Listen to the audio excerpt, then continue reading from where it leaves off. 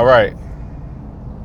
We're about 2 hours from Massachusetts. That's a long way from home, man. Started driving around like 12 or so, 1ish. Almost 5-hour drive to get out there. But good peoples will be spinning for. As we're driving out, wanted to give brain dump, also for myself, but just in general. Things to do to prepare for a DJ set. Tips to make sure the set goes smooth, successful.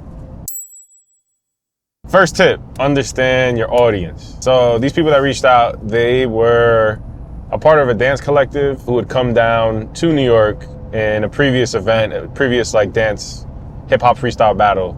I remember that set very, very vividly. And I remember the music that hit for it. So when they hit me up, they were asking for 2000s to 2010 kind of like hip hop R&B type of vibe. So one, I already had a background on the stuff I played in the previous set. Ultimately, it's still your set, you're the DJ and whatever, so play whatever music is good and like trust your taste if you've gotten this far. But if you don't trust your taste yet, make sure to know exactly what they're asking for and then prep as much as you can beforehand. Do deep dives onto like each artist, like some of the top songs from that era, but then branch off from like those main songs to find things to like build your set and just grow it altogether.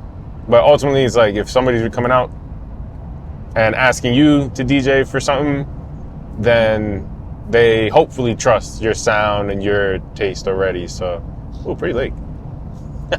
That's first tip. Know your audience and know how to cater to them. Yeah! Next tip. So matter of fact, I'll say what I was telling you before. There is a difference between being like a playlist DJ and like an actual, I don't want to say actual DJ, but like a DJ that maybe people will remember or want to like come back to, I guess. I feel like I've had some success in, you know, being able to spin for the same people and like, at least from reception afterwards, good music. So I take that as a known, like, okay, cool. Got to continue to do that. Something I learned and picked up from Roots drummer Questlove, who also DJs, like some videos a while back that he did talking about like how he prepares for sets. And we actually went out to see an Erykah Badu show where he opened up and like played his DJ set. So it was like very eye-opening experience. But what I realized what he does in his sets and what he's mentioned in these videos is like he tries to teach something to his audience. And again, it goes back to the first tip of like know your audience.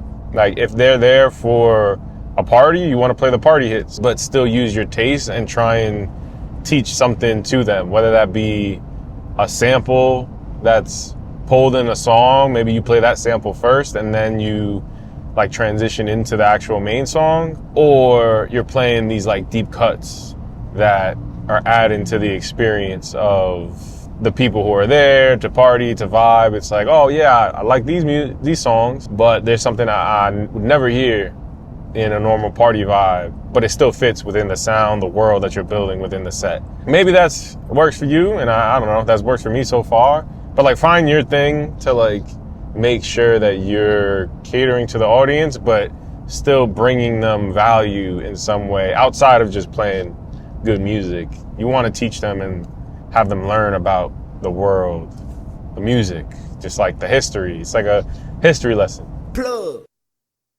I don't know, leading up to a DJ set, I feel like my whole personality and my whole playlist just changes completely from like what I'm normally listening to. If it's like an open whatever, like, yo, just play good music within this vibe, like these are the people that are coming, then, you know, I'll listen to like the stuff I like and try and mix that in. Or if in this case, it's like a 2000s type of party event vibe, like my head is just in the same era of music for a while. One, so I could hear trends within the music, but two, if I'm shuffling through songs, I might come across something that isn't normally in my repertoire or whatever it is, but it works within the set. It could be that deep cut you're looking for, or you like something from a specific artist and you're like, oh, who produced that? Let me do a deep dive on this person, you know. 2000s has a whole bunch of like heavy hitters. We got like Scott Storch, or something. But high tech, you know, the early 2000 stuff. Ninth, even Kanye, like early Kanye stuff when he was just producing whatever it is. And like you find these people and you're like, all right, cool. I'm gonna do a deep dive in their music and make sure I'm like putting them in rotation. Not just from the artist side, but from the beat side, because ultimately you want the beats and the sounds to be similar. So you could be one with the music. Very zen, very Mr. Miyagi type, you know? Oh, swag, we're in Massachusetts now. This is my, other thing. This is my first set outside of tri-state area. No, I'm lying, oh my God. Liar. No. My first set outside of tri-state area was in Colorado, actually. Where, same thing, there was a battle that the group of dancers put together, was out there. So that was the first one. I was like, whoa, it's like cool that the music and just like knowledge of music and love of the music and like having the taste for whatever, people appreciating that taste, like can take you different places, you know. The other places I've done, Jersey, played a set there for a battle. Brooklyn, Manhattan, Queens, but not Bronx yet. And then now Massachusetts. So this would be the 4th state location. We're trying to knock them out. All 51 day, you know? Bonus tip. Make sure you test your gear day before, week of, leading up to the event. Make sure all your gear freaking works. And if you can, sometimes I don't, but have backups. Have backup plans, at least. Like if you don't have a backup for a cable, have another way that you can connect two things. I've definitely had times where it's like, yo, I was doing this last week and then I didn't test it the day before an event and this cable was like messing up, or there's a setting that I haven't tested or like played around with and it takes like 30-40 minutes to try and figure it out at a sound check. It's very early, like first sets that I'm doing. So know your gear and know how to have alternates for the gear. Make sure your hard drives work, none of them crash. If you can, have a backup hard drive with all the music, which I'm gonna do when we arrive, because I don't.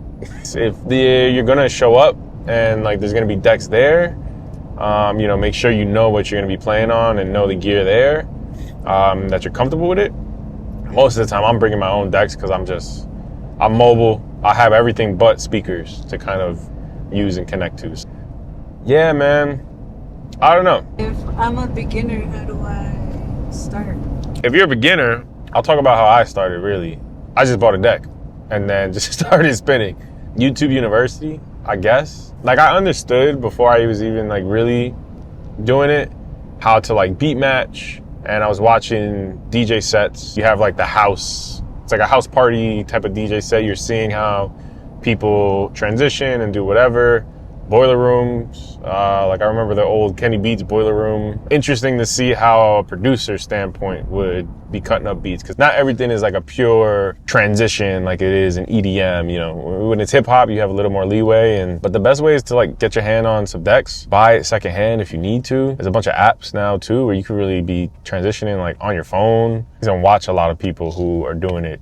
What's the Mulberry Street, like Kith sets or whatever, 214, like all those are like cool to listen to. These are like, just learning from those before you, man. Another hour and change, so excited. I see what Boston, this is my first time in Boston, I think.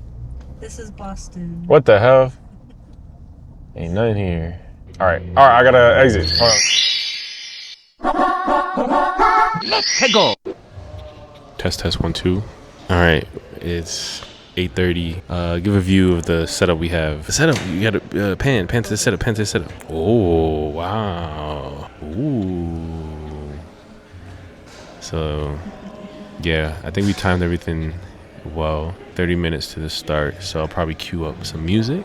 But otherwise, I think we're good to go. Exciting. It's gonna be like a party vibe. It's for dancers, but just general and people involved too. So, yeah, they have different stations going on too. Nice lighting setup. I definitely will say this is no shade to anybody I've worked with in the past, but no, stop. This is definitely the cleanest like sound check setup that I've had, because there were some people who actually DJ that were here. They were able to like connect everything real easy. They knew the gear, bought my decks, dropped them in, and then kind of worked from there. So props to the team at the Foundry. at The Flavor Continues. Appreciate y'all for bringing me out. So it should be a fun little night we got.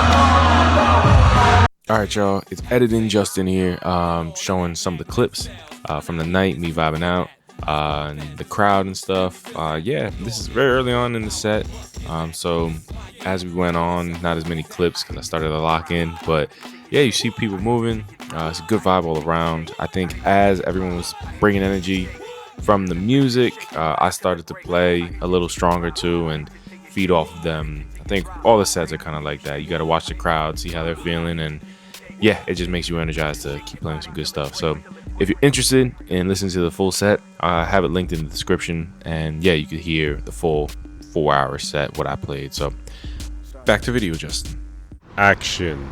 This is the day after the show. We're tired.